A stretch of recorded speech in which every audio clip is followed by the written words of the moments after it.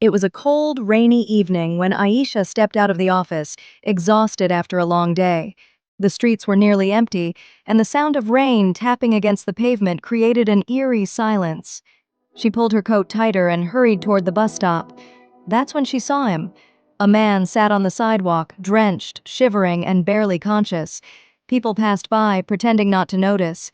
Ayesha hesitated for a moment. Her mind warned her, "Don't get involved." But her heart said otherwise. She walked closer. "Are you okay?" she asked softly. The man looked up, his eyes tired but desperate.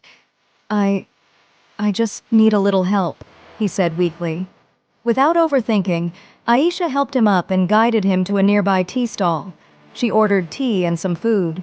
The man ate slowly, as if he hadn't eaten in days. "What's your name?" she asked. "Samir," he replied. There was something unusual about him. His clothes were simple, but his way of speaking felt different, educated, calm. After he finished, Ayesha offered him some money and even gave him her spare umbrella. "You don't have to do this," Samir said. "I know," she smiled, "but I want to." As she turned to leave, Samir said something that made her pause. "Kindness like yours doesn't go unnoticed." Ayesha smiled politely and walked away, thinking nothing of it. But she had no idea that small act of kindness was about to change her life forever. 2 days passed, and Ayesha had almost forgotten about the incident. That morning she was getting ready for work when someone knocked on her door. Confused, she opened it and froze. It was Samir. But this time, he looked completely different. He was dressed in a sharp suit, standing confidently, with a black car parked behind him. A driver stood beside it. Ayesha blinked in disbelief. "Samir?" she asked. He smiled. "Good morning." What what is this?" she stammered. "May I come in?" he asked politely. Still confused, she stepped aside. Samir entered, looking around her small apartment. "I owe you an explanation," he said. Ayesha crossed her arms. "Yes, you do." Samir took a deep breath. "I wasn't entirely honest that night." Ayesha's heart skipped. "What do you mean?" "I wasn't homeless," he said. "I was testing something." "Testing?" She frowned. "Yes," he continued. "I run a foundation that helps people in need, but I've always believed that real kindness comes without cameras, without recognition."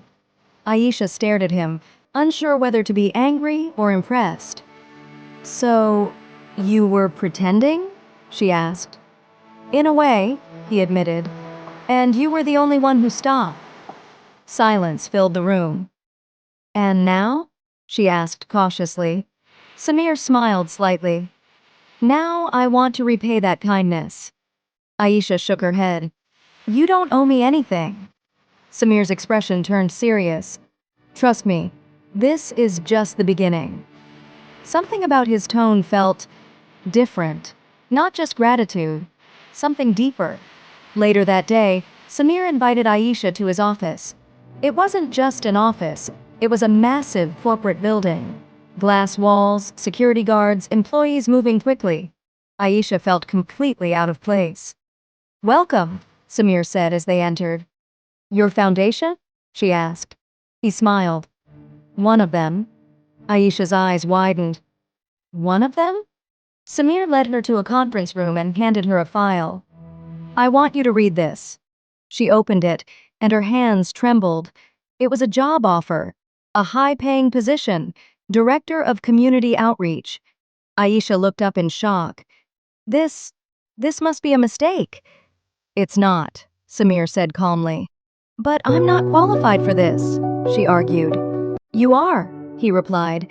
"You showed something no degree can teach." Ayesha was overwhelmed. "You're offering me this because I helped you one night?" "I'm offering you this," Samir said, "because you're the kind of person the world needs more of." She didn't know what to say. It felt unreal, too unreal. "Think about it," Samir added. As she stood there, confused and emotional, she couldn't shake a strange feeling. Why her? And why did it feel like this wasn't just about kindness anymore?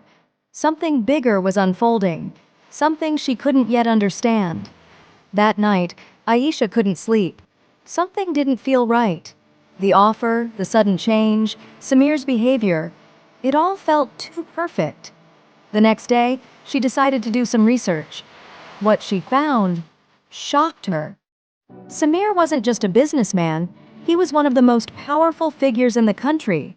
His name was linked to massive projects, political connections, and even controversies. Ayesha's heart raced. Why would someone like him test strangers on the street? She whispered to herself. Determined to get answers, she went back to his office. I need the truth, she said firmly when she saw him. Samir looked at her quietly. Everything, she added. After a long pause, he spoke. You're right to question this. Ayesha waited. There's more to this than you know, he continued. And I didn't choose you randomly. Her stomach dropped.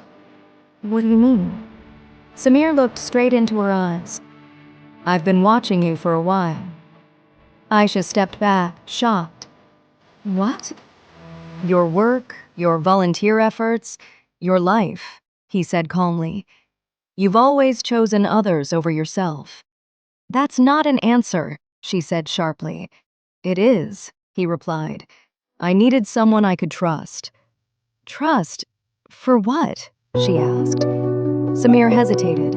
Then he said something that changed everything.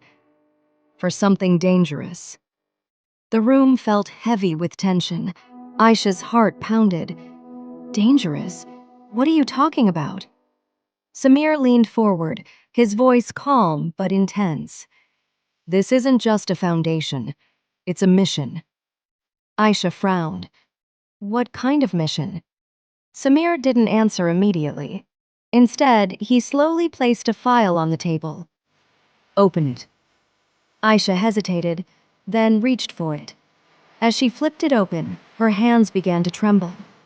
Photographs, powerful faces, politicians, businessmen, influential figures, people who controlled everything. Her breathing grew heavier as she turned the pages. And then suddenly, she froze. Her eyes locked onto one photo. Her face went pale. This isn't possible, she whispered. Samir watched her carefully. Now you understand why you were chosen. Aisha slowly looked up, fear filling her eyes. Why do these people know about me? Samir's expression darkened.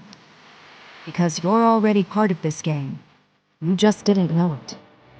Silence filled the room, thick, suffocating. Aisha stepped back, her mind racing. This doesn't make any sense.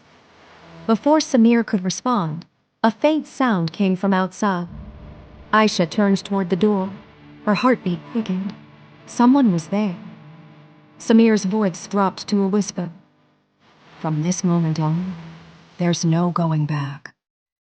The door handle slowly began to move. Aisha's breath caught. The door creaked open, and just before she could see who it was,